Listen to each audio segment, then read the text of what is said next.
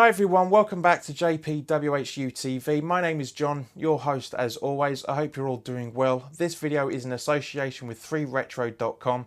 There is a link in the description below where you can purchase all West Ham gear such as this. There's also Admiral and Umbro polos, sweatshirts and track jackets as well, so click on the link below. For any purchase made through that link will be going towards helping to grow the channel, so thank you very much for any of those purchases that you make.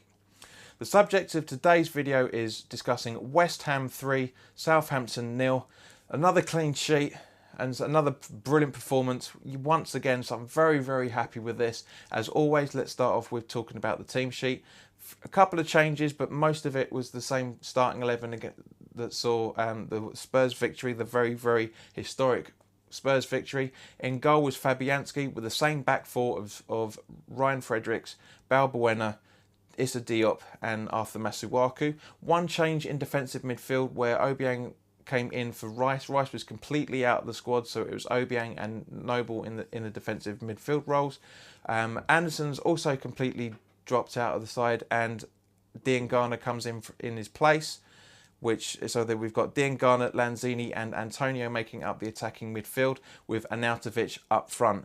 On the bench was Adrian, Zabaleta, Sanchez, Hernandez aka Chicharito, Wilshere, Ogbonna and Perez. Very happy with the lineup. I thought it was brilliant. I was a little bit confused as to why Rice was dropped and Obiang came in, but I can understand. Obiang did a very good job in the defensive midfield.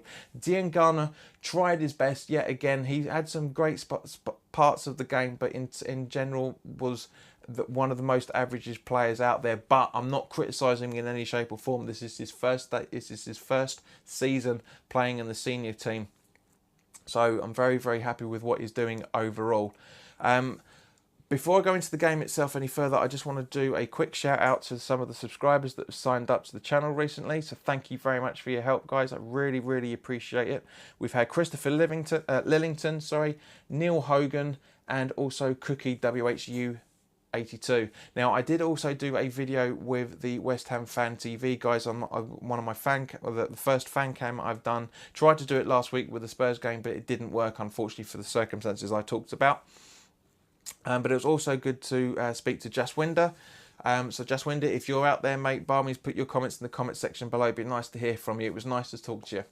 So let's go back to the game itself. On the 16th minute, we had an absolutely beautifully timed first set-up goal for the game. Absolutely wonderful ball in from Noble, spotting that Arnautovic is running. He's got two Southampton players around him, passes the ball straight in, and bam, straight into Arnautovic's foot, and boom, straight into the goal, and it's 1-0 on the 16th minute.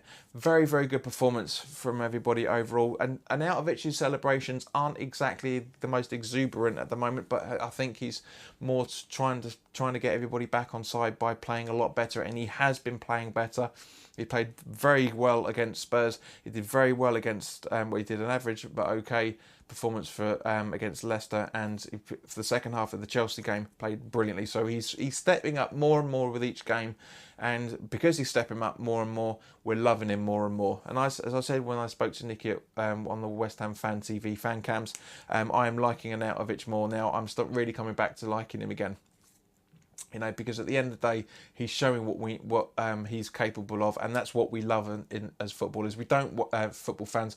We don't want somebody just coasting for the sake of it, and which Arnautovic was doing in February and March and April, as far as I'm concerned.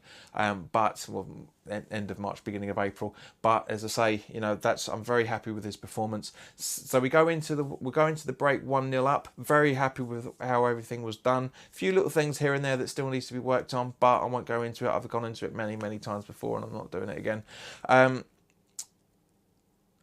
Southampton make a substitution at the start of the second half. Ings comes off and Nathan Redmond comes in on his place at the break, and because obviously they're sensing that they're not playing as well as they should be. I did say in my preview video that I thought Southampton were going to step up and give us a very tricky game. They didn't. It wasn't a walkover in any shape or form because it's West Ham, but we did have a very good game to watch. Second goal comes up from Arnautovic on the 69th minute.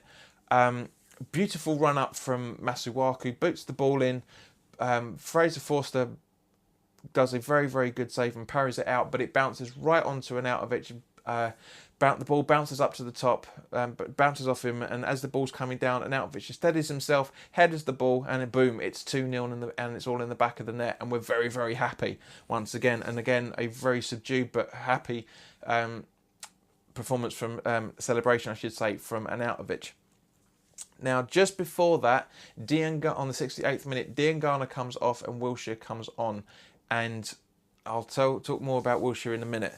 But we had some great football between that, and a few moments later, about 3 or 4 minutes later, Fredericks is running at goal. A great little 1-2 between him and Wilshere. Slightest of touches from Wilshere. It didn't seem like he did that much, but it came in. And Fredericks is making a very, very good run in, and boom, there we go, 3-0. There is a very good argument that the fact that Southampton weren't defending as well as they should have been, but yes, it's their debit and our credit, basically. You know, we absolutely walloped them for that. It was 3-0 is not the walkover that it suggests, but 2 clean sheets on the run now. Can we make that? Can we make another one for it when we go to play Wolves? When we play Watford at the end of the season. Also, Lanzini comes off in the 83rd minute, and Perez comes on the 73rd minute, and Noble comes off and Sanchez comes on the 73rd minute. 78th minute, I should say. Sorry, my eyes are getting old. Yeah, so, you know, the substitutions, Wilshere played very well. He was buzzing around like a bumblebee, I'm guessing trying to make up for lost time. Sanchez and Perez played okay.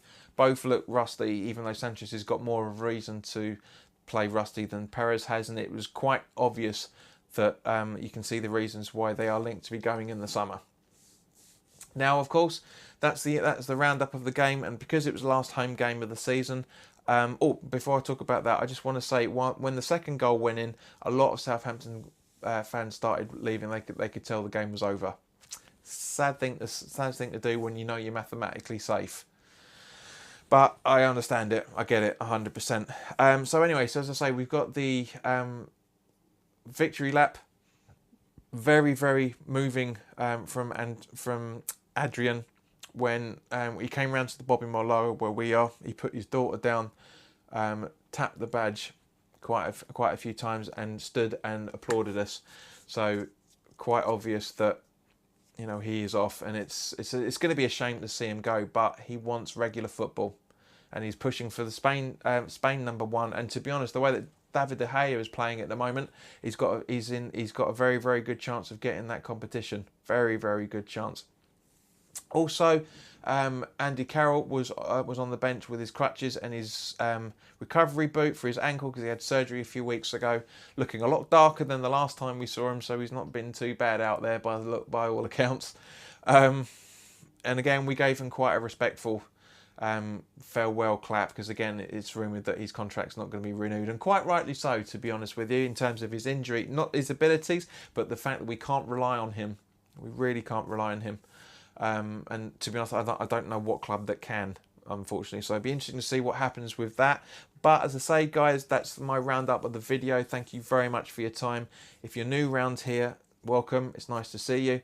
If you're not new round here and you haven't subscribed, or you're new round here and you haven't subscribed yet, then by all means, please click the subscribe button and hit the notification bell so you get first dibs on all the videos when they go out.